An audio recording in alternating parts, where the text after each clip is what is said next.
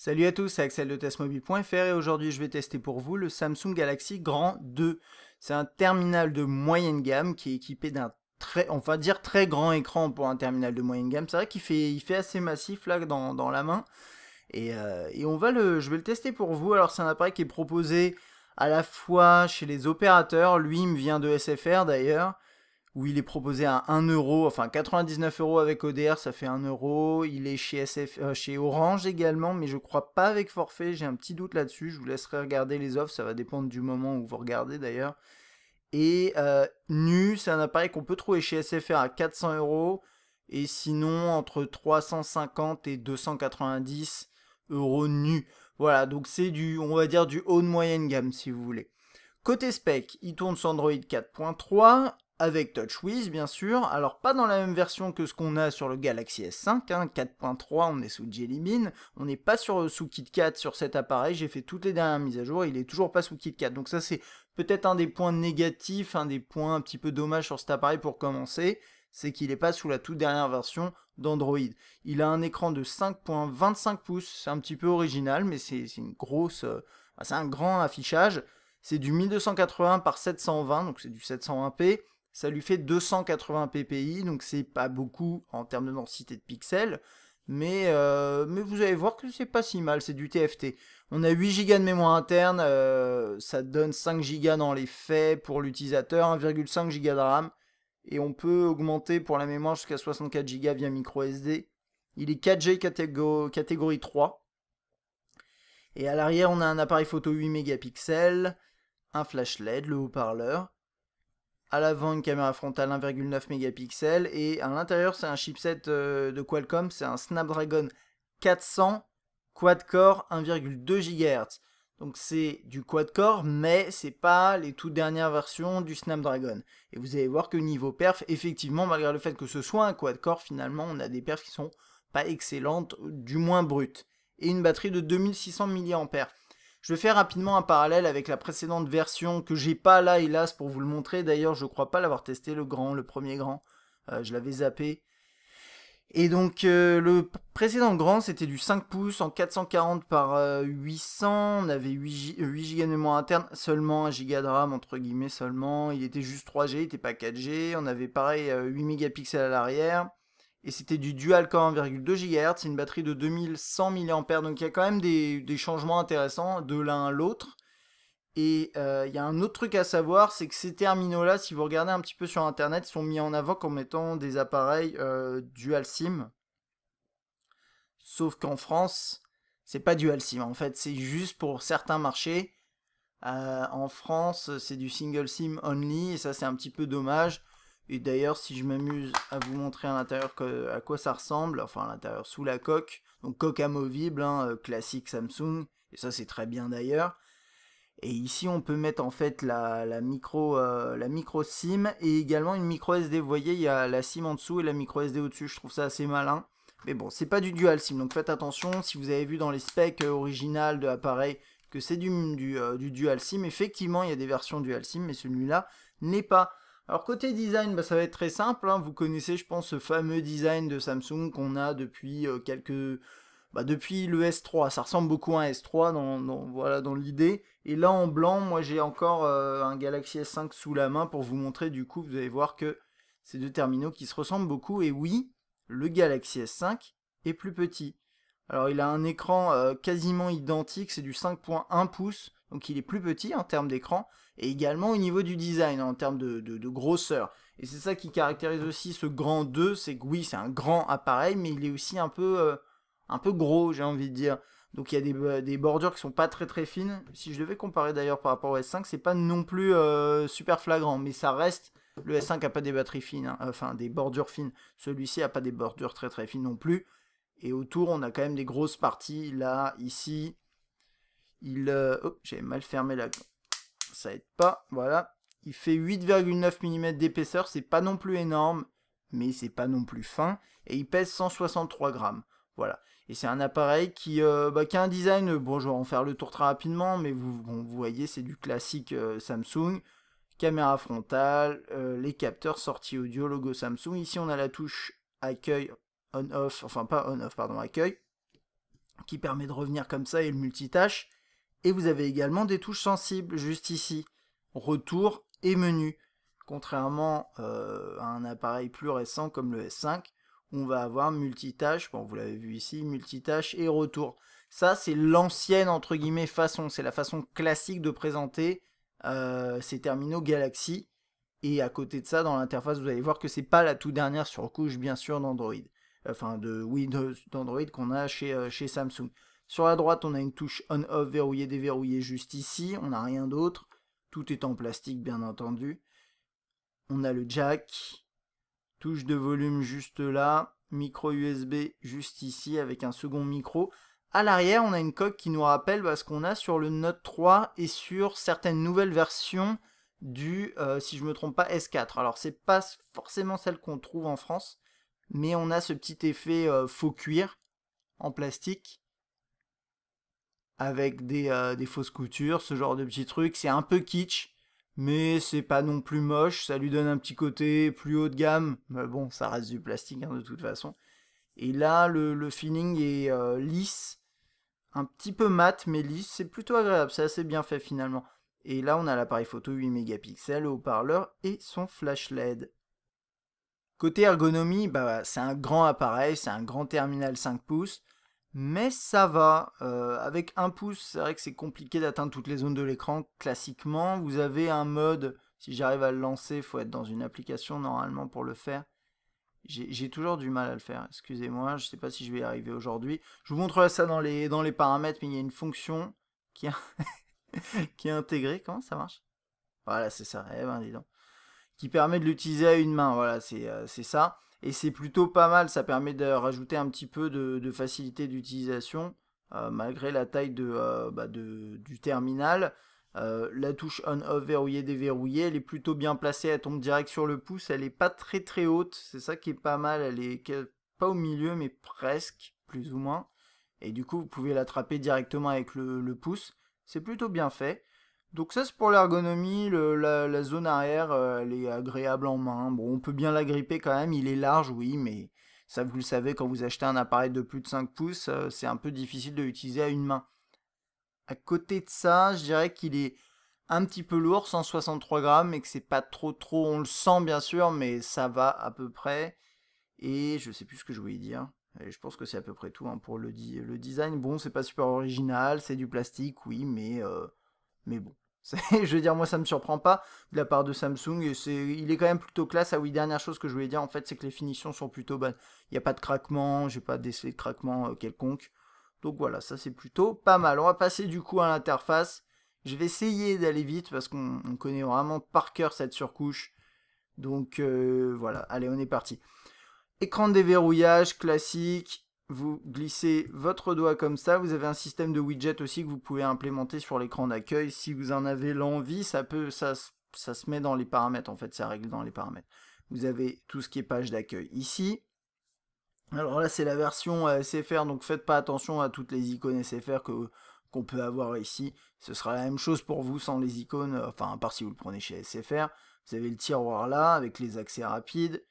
Certaines fonctionnalités en accès rapide également ici, dont multi-fenêtre, Smart Stay, S-Beam, ce genre de choses. Et comme vous pouvez le voir, on a quelques fonctionnalités un peu avancées de la gamme Galaxy qu'on trouve généralement sur le haut de gamme, mais pas uniquement, ça descend en gamme petit à petit. Mais on n'a pas tout. Donc on n'a pas le AirView, on n'a pas tout ce genre de choses.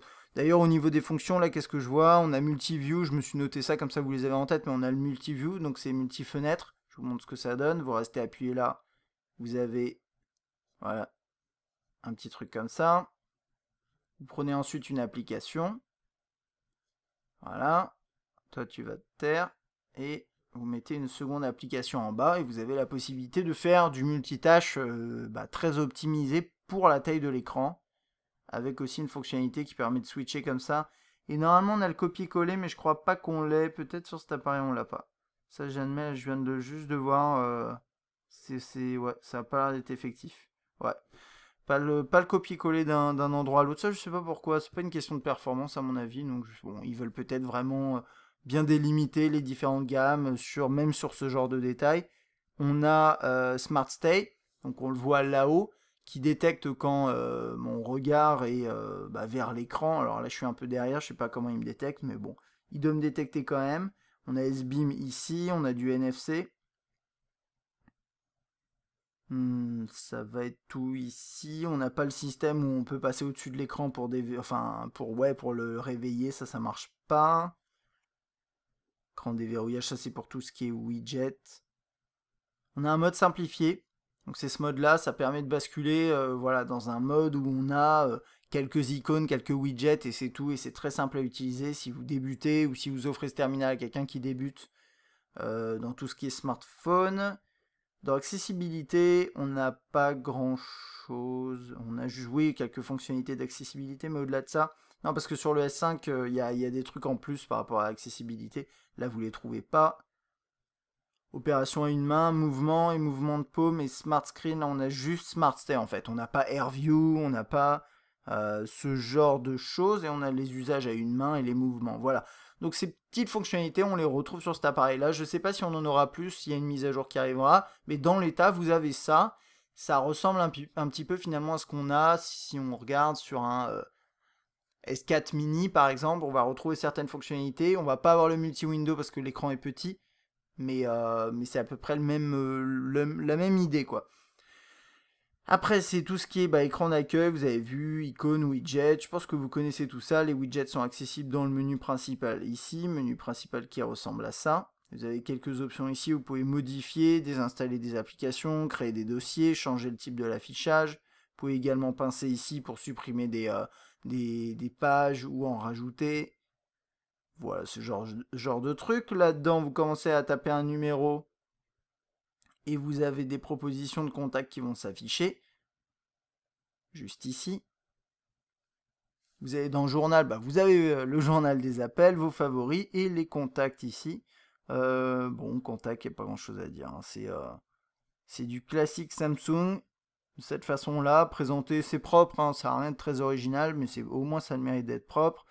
Et vous avez le multitâche ici comme ça. Vous pouvez tout fermer rapidement en appuyant ici. Ensuite, hop, je vais lui envoyer un faux message, je sais pas si ça va marcher, voilà, j'ai la bulle qui s'affiche, vous avez les contacts triés par conversation, enfin les conversations triées par contact, c'est l'inverse plutôt. L'utilitaire de saisie de texte est plutôt bon. On a un grand écran déjà, on peut bien le manipuler à 2 pouces comme ça. En mode paysage, c'est peut-être un petit peu large, mais bon, moi je trouve que ce qui est bien avec les 5 pouces, c'est qu'on peut vraiment bien taper en mode portrait, de cette façon-là. Et salut les amis, ça va, etc., etc. Ça va rajouter tous les bons signes qu'il faut. Là, je suis en français en AZERTY. Vous avez la barre là-haut pour les chiffres, c'est plutôt pratique. Il est réactif. Tout ça, c'est activé dans les paramètres. C'est pas activé par défaut, texte intuitif notamment. Et vous avez aussi la saisie en continu. Donc ça permet tout simplement de... Bon, je pense que vous connaissez. Salut, ça va, les amis. Vous tracez des lignes et ça écrit. Le clavier de base, honnêtement, est pas mal du tout. Si vous voulez changer, vous pouvez, mais essayez-le et je pense que vous ne serez pas déçus. Il marche plutôt pas mal du tout. On va rentrer dans tout ce qui est application et on va passer en revue assez rapidement tout ce que je vais voir. Donc, hop, là on a l'album. Alors l'album, là, on bascule directement en full screen, c'est pas mal, je trouve. On a tous les médias ici, avec un système de colonnes. C'est assez bien fait. Ça, c'est des photos capturées avec le terminal. On en parlera un peu après, mais je peux en parler maintenant vu que je suis dedans. Mais côté photo, on a... Je trouve 2 jours, ça va. C'est pas si mal. On a parfois quelques petits soucis de balance des blancs, mais c'est très léger. La macro, c'est pas terrible non plus. La mise au point est un peu difficile parfois de près. Mais vous pouvez le forcer et dans ce cas-là, c'est pas si mal. Les couleurs sont plutôt justes. De nuit, par contre, c'est vraiment pas terrible du tout. C'est pas vraiment une surprise, mais la mise au point est difficile. Il y a beaucoup de bruit. Et du coup, on a une image qui est pas très nette, généralement. Le mode nuit est pas trop mal. Il prend son temps, faut vraiment pas bouger. Ça, en gros, c'est la différence entre ça, si vous voulez, ça c'est en mode automatique, ça c'est en mode nuit. Mais je trouve quand même que globalement, 2 jours, c'est vraiment propre, quoi. Les couleurs sont plutôt proches de la réalité. ce genre de truc. Donc ça, c'est pas mal. En vidéo, bah, je vous laisserai regarder l'échantillon. Le son capté est plutôt bon. Si vous mettez vraiment le son à fond et que vous avez un casque que vous entendrez un soufflement, bon, je pense que ça, c'est sur quasiment tous les smartphones. Il y a des petits problèmes parfois de balance des blancs. Et les couleurs sont justes. Et de nuit, bah, c'est le même constat qu'en vidéo, qu'en photo, c'est pas terrible du tout. Mais bon, voilà. Je pense que vidéo photo, c'est pas son point fort. Mais de jour, je pense que vous arrivez quand même à sortir des choses pas mal. Donc voilà, ça, comme ça, c'est fait. Bon, la galerie, vous l'avez vu, hein, on a des paramètres ici pour, par exemple, rajouter des effets, éditer la photo, ce genre de trucs. Donc là, on peut pivoter, mettre des autocollants, dessiner, etc. Et bien sûr, partager l'image. Et vous pouvez également lire des DivX et ça marche bien. Le lecteur est plutôt bien fait. On a un système qui s'appelle Pop-up Play, que vous connaissez peut-être, et j'ai supprimé. Je l'ai supprimé sans faire exprès, bon c'est pas grave. Et vous avez aussi, bon je vais pas pouvoir vous montrer, un système de chapitrage qu'on a aussi sur le haut de gamme, et ça c'est top. Et là vous avez une intégration avec Picasa, vous pouvez avoir, normalement je crois que vous avez aussi vos images Facebook, Flickr, ce genre de choses. Et comme j'ai pas configuré les comptes, là c'est pour ça que ça s'affiche pas. On va passer dans l'ordre du menu dans l'appareil photo. Alors l'appareil photo, c'est un peu étrange parce que juste après avoir fait une petite mise à jour avant, j'arrivais pas à le lancer, ça ne marchait pas. Et j'ai dû reboot le terminal pour qu'il se lance. Je sais pas si c'est un bug software fréquent sur cet appareil, mais en tout cas je le mentionne. L'interface est telle qu'on la connaît. D'ailleurs sur le S5, elle est très proche de ça, si je me trompe pas. On a capture vidéo directement ici en 1080p, capture photo ici directement. Donc une interface pour les deux. On est en 4 tiers si on est en 8 mégapixels, on est en 16:9 si on est en 6. Par défaut c'est 6 et par défaut ici c'est 720p. Hein. Donc bon, si vous voulez être au max, il faut le régler. Ici on a ISO, stabilisateur, je ne l'avais pas activé, mais vous pouvez l'activer si vous voulez, c'est pas du optique. Hein.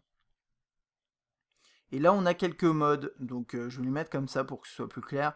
On a auto, beauté, meilleure pose, c'est le grand classique rafale, c'est 20 clichés max, et c'est un peu lent, je trouve, c'est bizarre parce que normalement, ouais, c'est peut-être parce que c'est le Snapdragon 400, mais en quad-core, normalement, il est capable d'envoyer un peu plus du lourd, et là, les 20 photos, ça prend vraiment quelques secondes, quoi. Donc, niveau rafale, on a vu mieux, mais bon. Le HDR qui est toujours là, panorama, sport, nuit, enfin bon, c'est le classique des modes chez Samsung. Là, ici, on a quelques effets qu'on peut rajouter éventuellement. Un accès à la galerie, caméra frontale. On peut choisir l'endroit où on veut faire le focus de cette façon-là. Zoomer, dézoomer, x4 max. C'est pas du... pareil, le zoom là, c'est avec perte, hein, c'est pas très très propre. On prend le cliché comme ça. Normalement, il est plus rapide, c'est juste que là, il n'avait pas fait le focus. Si je le force, par exemple, toc, derrière, vous voyez, c'est assez rapide. C'est pas extrêmement rapide, mais c'est assez rapide. Et quand on filme, on peut prendre une photo en même temps, on peut mettre en pause et stopper. Voilà, c'est à peu près tout pour l'interface de l'appareil photo. Elle est fonctionnelle et telle qu'on la connaît chez Samsung. On va passer dans le lecteur musical. L'appareil, on est en full screen. Hein. Si vous voulez basculer, enfin si vous voulez faire sortir le tiroir des notifications, il faut faire comme ça. On a la liste de toutes les chansons, liste de lecture, album, artiste, dossier, appareil à proximité. Et visiblement, on n'a pas le carré musical, ça c'est bien. Pour ceux qui connaissent, moi je trouve que ça apportait rien, donc au moins ils gagnent de la place. Donc vous avez vos albums ici, par exemple je rentre là-dedans, toc, j'ai la pochette ici.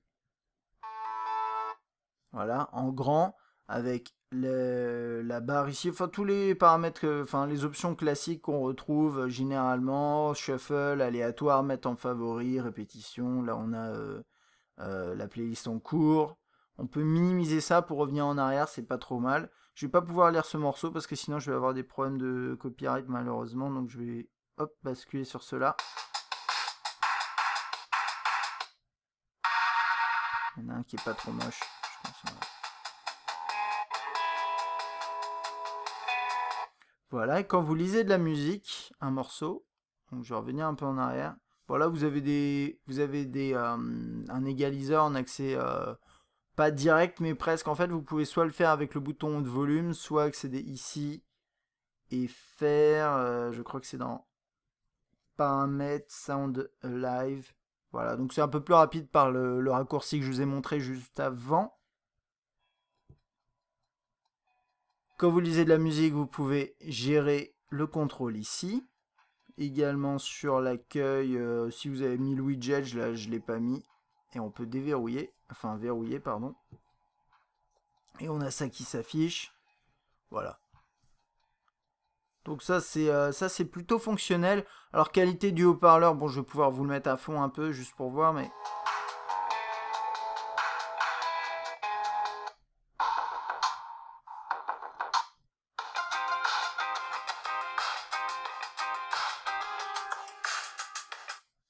Oups. Alors, là le problème c'est que j'ai activé une fonctionnalité. Attendez, du coup je vais vous montrer direct. Vous l'avez vu tout à l'heure. C'est dans contrôle mouvement, c'est ça. Ça c'est un classique dans mes tests, quand j'oublie. Ça permet juste, parce que j'ai pas expliqué, mais en gros que vous avez de la musique ou une alarme ou un appel, bruit avec une sonnerie, vous retournez et ça va couper le son ou normalement la vibration aussi. Donc là normalement ça doit être bon. Ouais.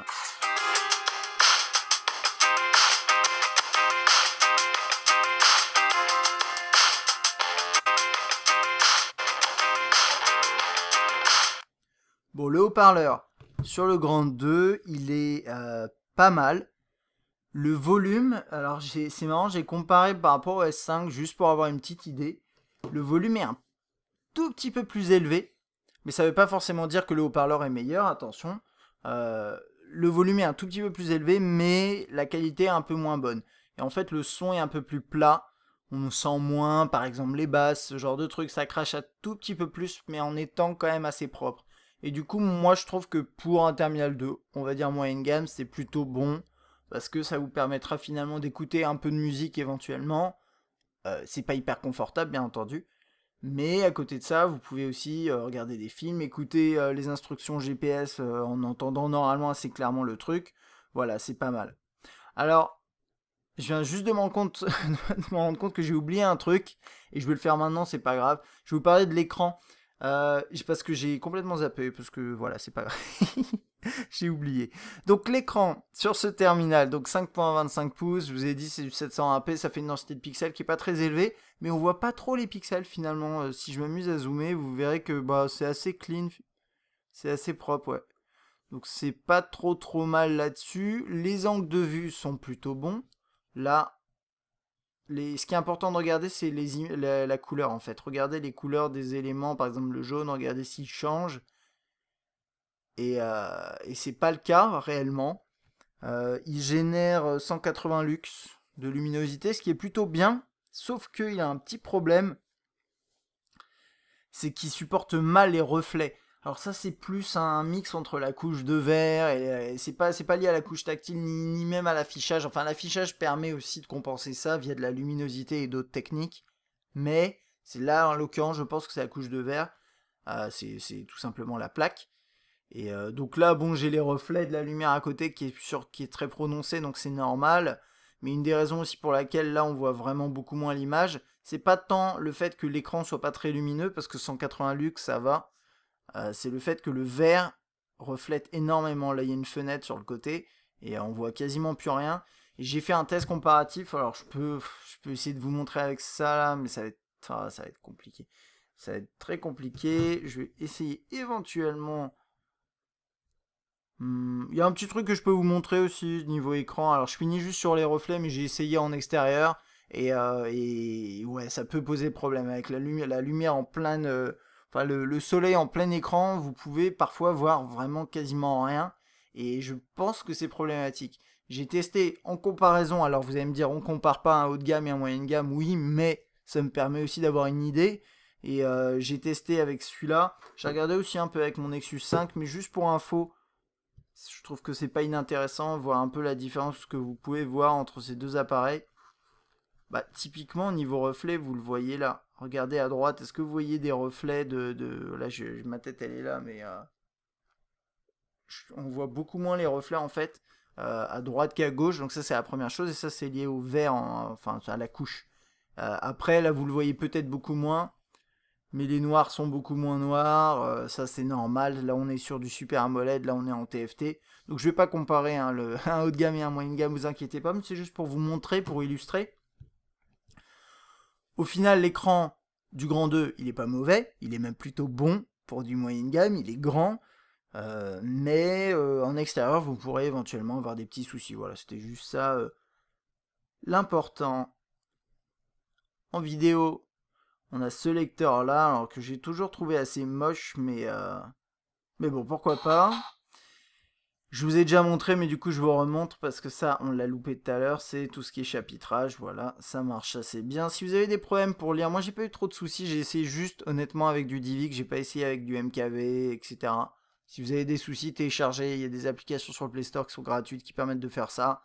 Donc bon, c'est plus trop un défaut finalement de pas lire plein de codecs aujourd'hui, sachant qu'en plus, généralement Samsung se débrouille plutôt pas mal par rapport à ça. Chaton, c'est une sorte de WhatsApp, mais purement proposé finalement par Samsung. L'horloge ici, minuteur, ouais, ça c'est classique. S-Planner, c'est le calendrier. Avec les onglets sur le côté, ici, c'est plutôt bien fait, ça utilise pas mal le grand écran. On peut bien sûr synchroniser avec des services comme Google et autres. Et l'interface est plutôt bien faite. Je suis en train de faire le tour, il manque le web, hein, vous inquiétez pas. Alors pour le web, vous pouvez utiliser Chrome qui est pas préinstallé, peut-être dans Google, ouais. Voilà, il est là. Ou bien le navigateur ici. Alors au passage, vous avez plein d'autres applications dont je ne vais pas faire le tour aujourd'hui. Je vous inviterai à regarder par exemple le test du S4 ou du S5. Plutôt du S4 a priori pour ça, où j'en parle. Mais en deux mots, on va passer dans Internet, vous inquiétez pas. Mais Nox, c'est un truc de sécurité, surtout si vous êtes en business. Calculatrice, enregistreur vocal, bon ça parle de lui-même. Mes fichiers, c'est un explorateur de fichiers. Story Album, de mémoire, c'est un système qui vous permet de prendre vos photos et ensuite de créer des albums et éventuellement de pouvoir les éditer au format papier, hein, c'est ce qui est écrit. Et c'est eux qui impriment pour vous le truc, moyennant bien sûr finance.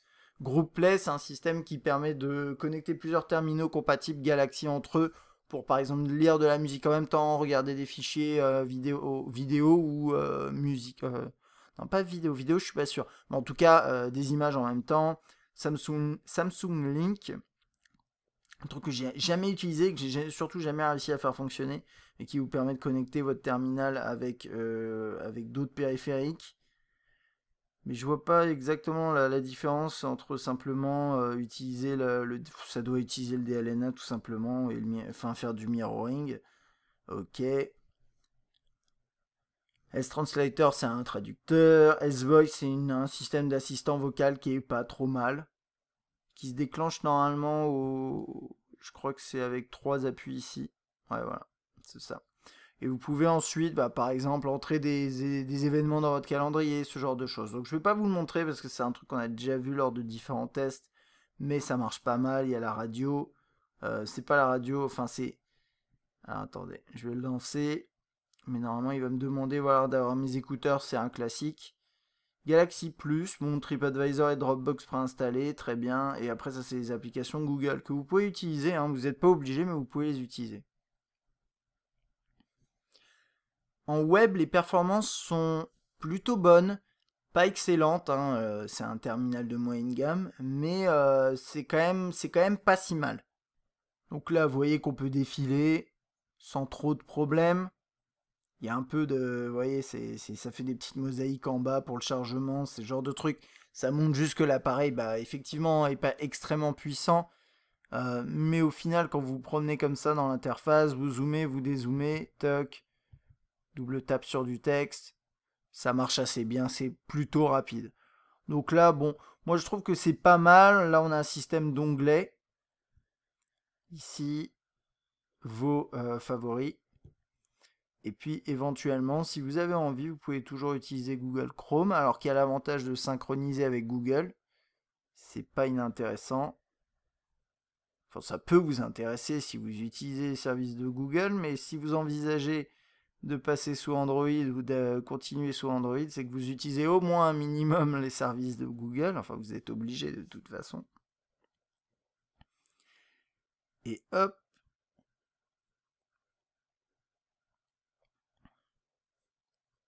Donc là, je suis en Wi-Fi. Il n'y a rien qui se télécharge derrière. Donc normalement, ça devrait charger vite. Bon, voilà. Et là, avec Google Chrome, en fait, ça marche un peu mieux. Hein. Vous n'avez pas l'histoire des mosaïques, ce genre de petits trucs. Zoom dézoom qui est plutôt réactif. C'est pas extrêmement réactif. On a l'impression que les doigts glissent un peu dans le vide parfois. Mais bon, bref. L'expérience web est plutôt bonne. C'est pas parfait. C'est du moyenne gamme. Mais bon, moi, ça me perturbe pas des masses par rapport au segment. Côté email, alors j'ai même pas configuré parce que c'est un client qu'on a déjà vu plein de fois, on le connaît, je vous invite à regarder vite fait, si vous voulez, mon test du S4, regardez dans la liste sur testmobile.fr et regardez à quoi ressemble le client email. Il est bien, hein, il n'y a rien à dire là-dessus, c'est un client email que... De toute façon, j'ai pas vu de client email récemment qui m'est soit déçu, soit complètement ébahi, enfin c'est toujours du grand classique, et bien sûr si vous voulez utiliser Gmail, vous pouvez utiliser celui-là qui est très bien. Après ça c'est toutes les applications SFR, ça c'est d'autres applications qui ont été préinstallées. Il y a Flipboard juste qui est préinstallé également. Et c'est à peu près tout. Ouais, c'est à peu près tout. Alors ouais, je suis allé assez vite, oui, relativement rapidement. Et pas grand chose à dire, hein. C'est un appareil classique Galaxy, avec un grand écran et pas mal de fonctionnalités intégrées, mais pas autant bien sûr que sur du haut de gamme, hein, c'est pas surprenant. Côté autonomie, moi ce que j'ai constaté, c'est que j'ai une heure, ça ferait court. Un jour et demi, max. Généralement, j'ai quand même eu ma journée d'autonomie, en usage, on va dire, classique. Et ça, c'est plutôt bien. Pour du moyenne gamme, bon, ça, je m'attendais pas forcément à moins bien, mais en fait, ce qu'il y a, c'est que il a une batterie qui est plus conséquente que le précédent, et ça, c'est une bonne chose. On est à 2600 mAh, c'est pas trop mal pour une résolution qui est pas extrêmement élevée. Il n'y a pas énormément de pixels à gérer. C'est un Snapdragon 400 qui est certes quad-core, mais qui consomme quand même pas grand-chose. Enfin, après, je suis pas sûr si finalement le 800 est plus optimal que le 400 là-dessus. Ça, vous me le direz. Je connais pas techniquement l'information exacte là-dessus, mais en tous les cas, une journée et demie en autonomie, et c'est plutôt pas mal. Et donc pour terminer, hop, je vais juste vous montrer les scores dans les benches. Alors vous avez vu dans l'interface, c'est ok. C'est pas extrêmement fluide, mais c'est plutôt bon. Dans l'interface, il n'y a pas de souci. Sur le web, c'est pas excellent non plus, mais ça passe. Donc c'est typique moyenne gamme, hein. C'est pas parfait, mais c'est largement acceptable, je trouve. Dans les benches, juste pour information, voilà, par exemple, je suis à 14 000 à peu près. Donc ça me met un tout petit peu en dessous d'un S3. Voilà, parce que le S3 de mémoire, il est sur un Snapdragon 600, je crois. Je crois que c'est ça. Et j'ai pas les specs sous les yeux, mais voilà, vous avez quand même aujourd'hui, si vous arrivez, bon ça je vais pas spoiler ma conclusion, mais j'ai quasiment terminé d'ailleurs là sur les perfs. Voilà, vous avez des perfs qui sont pas excellentes. Vous pourrez faire tourner des jeux, mais vous serez quand même potentiellement dès à présent limité sur les jeux les plus gourmands. Donc là, j'ai essayé de lancer ce jeu-là. Je sais pas si ça va marcher. Je vous admets que je viens juste de finir de le télécharger. Et en plus, il y a un problème. Donc c'est pas grave. Je pense que je vais, du coup, je vais conclure. Mais en tout cas, niveau perf, voilà, vous attendez pas à des merveilles. C'est un appareil de moyenne gamme. C'est oui quad-core, mais faites pas trop attention au quad-core. Ça veut pas forcément dire grand-chose. Ça dépend de tellement de choses à chaque fois. Et je pense que ça a marché, Asphalt 8. Pour terminer, peut-être. Allez, lance-toi. Bon, du coup, je commence ma conclusion. Alors, le Grand 2, c'est un appareil que je trouve intéressant parce qu'il a un grand écran, parce que... Oh, super, nouveau circuit. Parce qu'il est plutôt agréable à prendre en main. Il a un design qui n'est pas original, mais qui se vaut. Il a un écran qui est décent, un haut-parleur correct. Une autonomie décente aussi, des performances moyennes pour du moyenne gamme comme ça. Alors, on va pas faire le tuto, nous on est des fous. Vous avez vu là, il y a une petite saccade dans la transition. On va juste voir en jeu ce que ça donne. Tac, suivant, lancer la course, merci, au revoir. Voilà. Et Par contre, ce qui est important de noter, ah oui, en photo, c'est pas trop mal. De jour, c'est pas trop mal. De nuit, c'est pas terrible du tout. C'est même très c'est médiocre, on va dire. Et il y a juste un tout petit problème de mémoire aussi, hein. Ça, je l'ai pas trop mentionné, mais vous avez que 5 Go disponibles pour vous sans avoir mis de micro SD. Et je pense que c'est un peu limite quand même. On va juste regarder 2 secondes comment ça se comporte en jeu. Bon. Ouais, bah ça a l'air de... Ouh, c'est une voiture en carton, quoi. Non, mais ça se passe pas trop mal. Ça se passe pas mal. Alors après, faites attention, il y a des jeux optimisés, des jeux moins bien optimisés. Il y a des jeux en 2D tout moches qui poseront plus de problèmes qu'un Asphalt où derrière il y a une grosse équipe qui a bossé pour optimiser a priori le truc, quoi. Donc ça tourne bien, vous voyez. Donc vous pourrez jouer à des jeux en 3D, hein, ça, je m'y attendais de toute façon, c'est pas une c'est pas une surprise, mais bref, voilà. Et donc pour finir ma conclusion, hop, voilà, on va revenir sur l'écran d'accueil. C'est un appareil intéressant, mais qui aujourd'hui rentre en concurrence avec beaucoup de terminaux sous Android qui sont potentiellement plus intéressants. Je vais en citer quelques-uns. Faut pas s'attarder sur ces noms-là. Je vous invite à prendre le prix, prendre les specs, à regarder sur internet ce que vous pouvez trouver et voir si on l'a testé. Et si on l'a pas testé, bah regardez les tests des autres. C'est la logique. Faut essayer quand même de faire un petit peu de recherche avant d'acheter, a priori. Mais pour un appareil à 350-290 euros, nu, je fais pas attention au prix avec forfait. Alors oui, ok, si vous êtes engagé chez SFR et qu'on vous le propose à 1 euro et que ça vous dérange pas d'être engagé et de payer votre forfait assez cher, eh ben pourquoi pas si vous cherchez un appareil avec un grand écran. Mais au-delà de ça, par exemple le Nexus 5 qui a des meilleurs perfs et qui après pour le reste il n'y a pas grand chose à dire, hein, mais on a quand même des meilleurs perfs là-dessus. Je la refais, on a des meilleurs perfs là-dessus et on a également un OS qui est upgradé beaucoup plus souvent. Ça c'est moins qu'on puisse dire. Lui il est actuellement à 340 euros en version je crois 16 Go si je me trompe pas. Donc voilà, 16 ou 10 ou 8, je sais plus. Donc ça c'est pour le Nexus 5. On a également, c'est plus intéressant ça peut-être, mais on a le Xperia Z finalement, qui peut être intéressant. Début d'année dernière, ouais, qui lui est à 320 euros. Pour rappel, celui-ci c'est 300-350, hein, ça va dépendre. Sauf qu'avec le Xperia Z, vous avez un design premium, vous avez le côté waterproof. Voilà, c'est des petits trucs comme ça. Et puis aussi, n'hésitez pas à regarder chez des constructeurs comme Alcatel, qui pratique des prix assez bas. Généralement, j'admets, j'ai pas de référence en tête. Mais je pense aussi à Wiko, typiquement. J'ai pas testé encore le Rainbow ou le Wax, mais le Rainbow, c'est un appareil 5 pouces qui a 150 euros avec du dual core, avec du quad core. Et il y a le Wax également qui est en 4.7 à 199 euros. Et là, vous avez voilà, des appareils qui sont pas mauvais, c'est clair. Enfin, sur le papier. Après, moi, je les ai pas testés. Je m'engage à rien là-dessus.